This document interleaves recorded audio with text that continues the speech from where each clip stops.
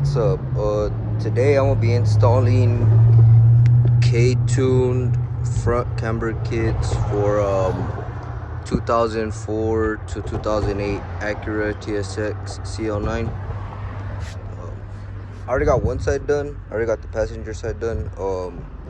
We're just gonna do the driver's side. It's the same thing as the passenger side, same process. Let's get to it. Alright, I'm changing my camber kit because on this side, the inner side of the tire is wearing out faster than the outer side.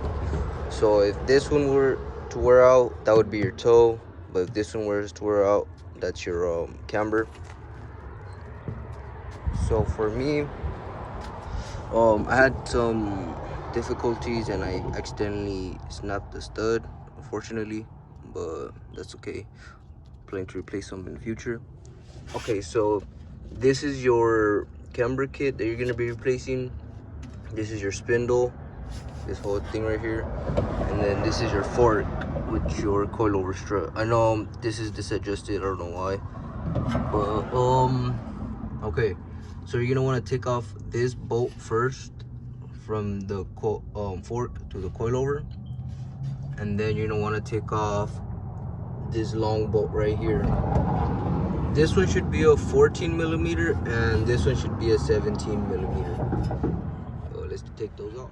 Okay, so the fork is off of the coilover and off of this. Don't mind all this. It's from my axle bolt right here. I need to replace it. But yeah, the fork is off the lower control arm, off the coilover.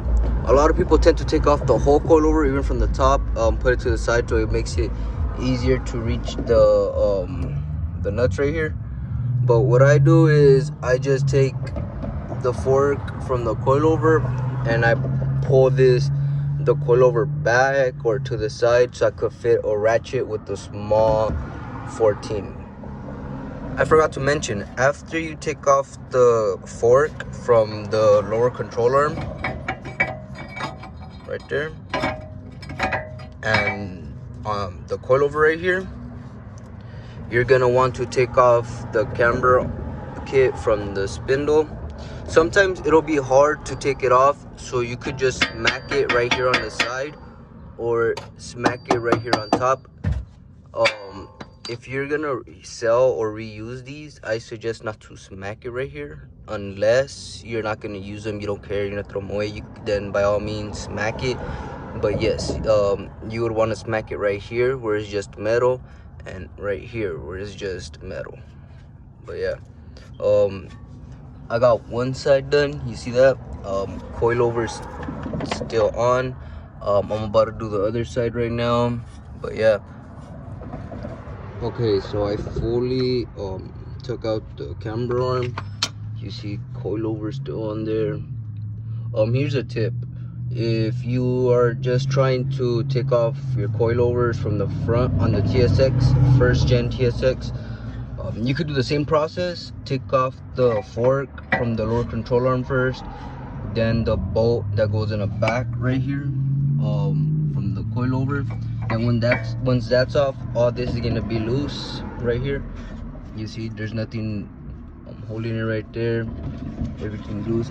There's gonna be like 4 or 3 bolts on top.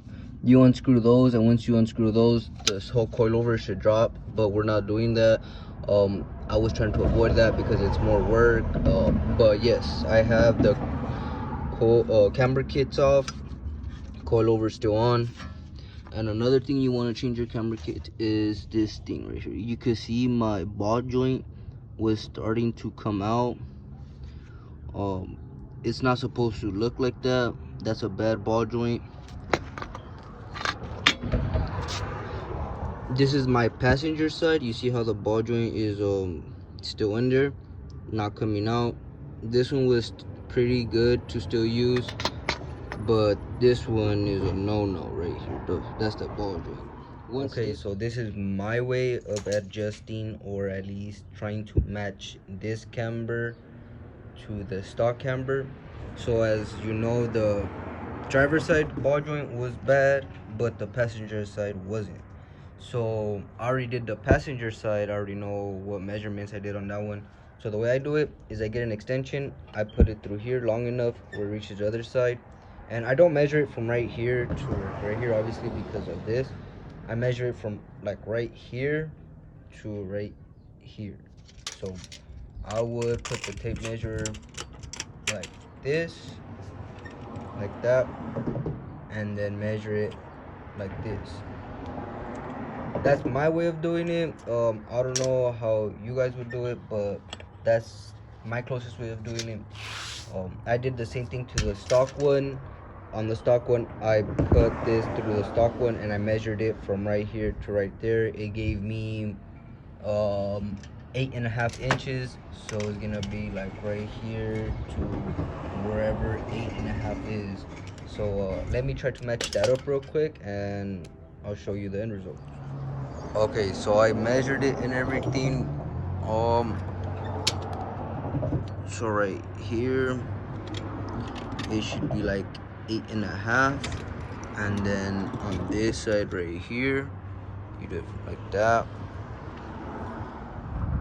Okay guys, the camera kit is back on. It's measured to the length I did the other side. It's tightened up correctly. I basically did the reverse process of what I did to take everything off. I'm doing the reverse process to put it back on.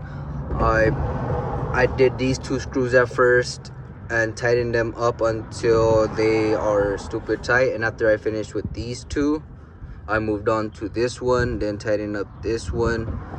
Don't forget your cotter pin. I have to still readjust this and tighten up the spindle one, and after that you're gonna want to reconnect your fork to the coilover and tighten this one up, and then the lower control arm, and you're gonna want to tighten that one up. And after that, that one should be tight, this one should be tight, this one should be tight, and these two should be tight.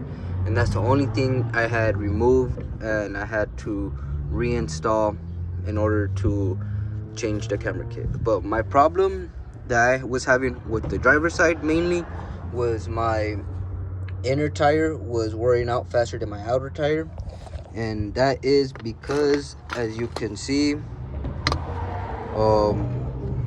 my ball joint for my driver's side camber kit is starting to come out and pop out. That is most likely the reason why my inner tire wear was wearing out faster than my passenger side, because if you look in the passenger one, it's still good, you see. But yeah, hopefully that helped you guys out. Make sure you change your ball joints on these.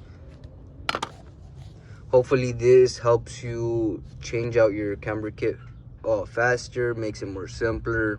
And if you are going to take off your coilovers, replace them, obviously it would help out to take out this bolt right here, this bolt out, slide the fork from the coilover, so just slide it down, then this would be loose, and you would just have to disconnect the top ones, and then boom, the whole coilover falls. But we weren't trying to do that today, so that's why I only did the fork. But yeah, this would be my easiest and fastest process to do it. But yeah, thank you.